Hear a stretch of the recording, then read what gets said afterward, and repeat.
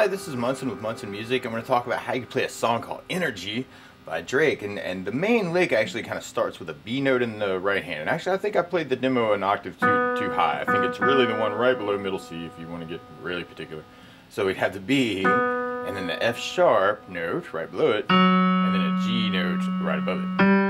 So we're going B, F sharp, G, B, F sharp, G, kind of in the right hand. And if you wanted to back that up with a bass note, then you could kind of take an E note in the left hand to kind of back up that B note. So you may kind of dig on just kind of following just that intro idea, actually kind of B and E at the same time. And then F sharp, G, E and B, F sharp, G. Or the chord that would be backing that up would be an E minor chord. And normally you'd play that E, G, and B, kind of taking that for the right hand, left hand on an E note. Now randomly, there are lots of ways to play E minor, however. So anytime you're playing those three notes, E's and G's and B's on the piano, that's still an E minor chord. So since we're dealing with just one chord through the song, it can be kind of cool to explore some inversion ideas. This is called root position, that E, G, B. You can move up and play G and then the B and then the E above it. That's called first inversion for the E minor. Or you could go up to a B note and then the E and then the G note. Have second inversion, kind of 5, root 3 is kind of that stack, and then you'd be back to the E, G, B. So that can be a very cool thing to experiment with, just chord-wise, just kind of working through E minor chords as you're kind of working through the tune. That could be a cool thing to practice, against the tune. Something else you might want to do is jazz it up a little bit. You could add in a D note and make that an E minor 7. Kind of cool too. And then kind of go into kind of a chord idea. Could be kind of cool too.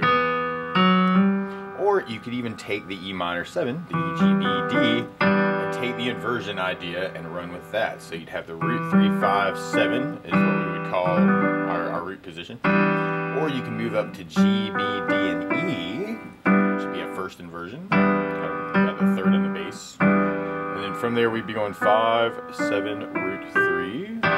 Our E minor 7, kind of a second inversion thing. And then we'd be going to D and E and G and B, which is third inversion for that chord. And then from there we'd be going back to our root position. Which can be very cool even to work little arpeggios around those chords too. Little patterns of 4 thing through the chord inversions. Now, there's different comp patterns though, if you just want to support your voice. I'm gravitating to one of my favorite ones for 4/4 is together, right, left, right, together, right, left, right, which has a little bit of syncopation in it. Kind of makes it kind of interesting, it definitely changes with tempo. You could even try that idea, and moving through the inversions. Now I'm throwing in the bass more often, but you could experiment with all kinds of alternatives to these comp patterns too. So even going in to the main lick, and then coming back to that chord idea. Too, and then working the inversions could be a very cool thing to practice. Now all these, well, that one chord, E minor, is coming out of an E minor scale, and actually our lick is coming out of this too, which is related to G major. If you're familiar with G major, it's G, A, B, C, D, E, F sharp, and G is your do, re, mi, fa, sol, la, ti, do for the G.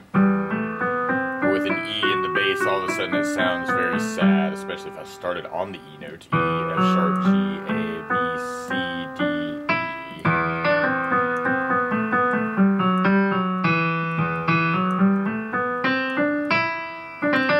Kind of a natural minor thing. So you may want to kind of play around with even doing the lick, for instance. Maybe make up something in the scale. Make up a lick, or go back to the main lick. And I kind of consider that something I call free form, where you just kind of back up the bass note, the E. You could even do the chord if you wanted to, even take it up a little bit higher too. Oh, it's kind of cool up there.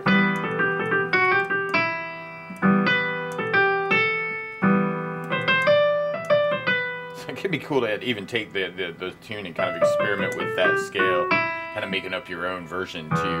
And that would be like a gateway idea to making a solo version of this, where you would actually kind of pick out the melody in the right hand.